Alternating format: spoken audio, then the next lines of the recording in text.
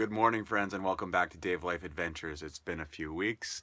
I took a real job for a couple of weeks doing tax for the season, and that ended on Friday. So now we're back to being full-time adventurers. So yeah, we're back in the good old van, and yeah, today's the day we're gonna turn it into a camper. Well, at least something to live in for a little while. Make it a little more comfortable. Make it a little more able to sleeping at night. And yeah, so we'll start by tearing things apart, and I'll keep you along for the process. So as you can see, I've taken out all the seats and all the hardware.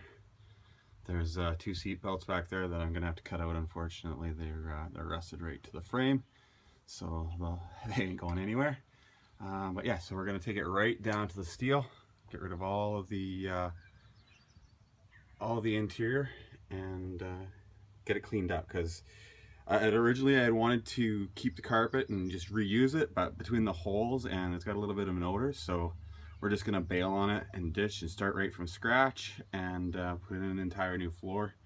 And we've now got everything removed from the back of the van. We've left the roof and the AC unit. We left the roof because I don't know what I'm going to do with it yet, and it might provide some sort of insulation. And the AC unit, there's a lot of connections that I don't want to deal with, so we're going to see if we can repurpose that into the actual camper van. So yeah, it's looking pretty good. It is dirty, so we're gonna have to do something about that, but yeah, we're working on it. All right, so in the end, I did take out the ceiling. I'm glad I did. In the end, there's actually some mouse stuff up there, and it's gross. So just starting from scratch. I don't have any access to water or a pressure washer at my brother's house, so we're here at the car wash. I don't know if you can see. Let's never wash the inside of a car with a car wash wand, but yeah, let's see what we can do. So we've got everything cleaned up now. If you have a look through the van, it's all nice. Everything's gone. Now, something I didn't really think about was the fact that there were seat belts in here, and the screws came all the way down into the frame, as you can see there. So what I've been doing is repurposing the old plugs from the top and from the interior stuff, and a little bit of silicone, and just plugging them up. So hopefully that'll help, and hopefully that'll keep this the underside of my flooring nice and dry. Okay, so the Reflectex is now in. It was a little bit more difficult, trickier than I thought, but turned out okay. Hopefully this will keep a lot of the heat out in the summer here. I'm also going to do 1/2-inch styrofoam on top of that before I do my subfloor. So yeah, that's our next step. Alright, so now we've got the styrofoam insulation laid out on the bottom.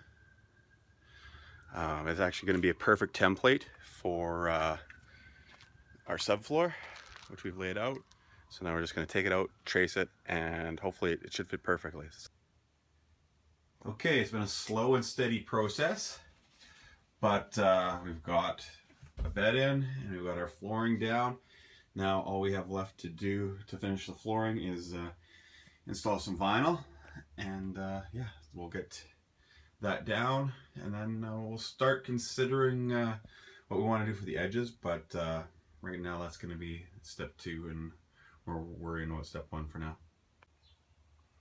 Well, friends, stage 1 of VanLife 2.0 is pretty much complete. I got the flooring in, I got a bed built. I do still need to do walls is what's next, but for now this is looking nice and clean. It's somewhat livable at least, and yeah, I can hit the road if I need to. Just to kind of show you what we've got here, we did vinyl flooring, we did Reflectex insulation underneath, and then 1/2 inch of foam. You can see some of the foam there, and then a layer of 3/8 just plywood, just chipboard, just something hard to put the flooring on.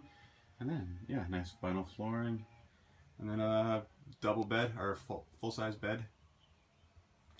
Pretty simple, just kind of some wood and some 2x4s. I'll trim it out later once I figure out what to do with the walls, and yeah, it's coming together slow and steady.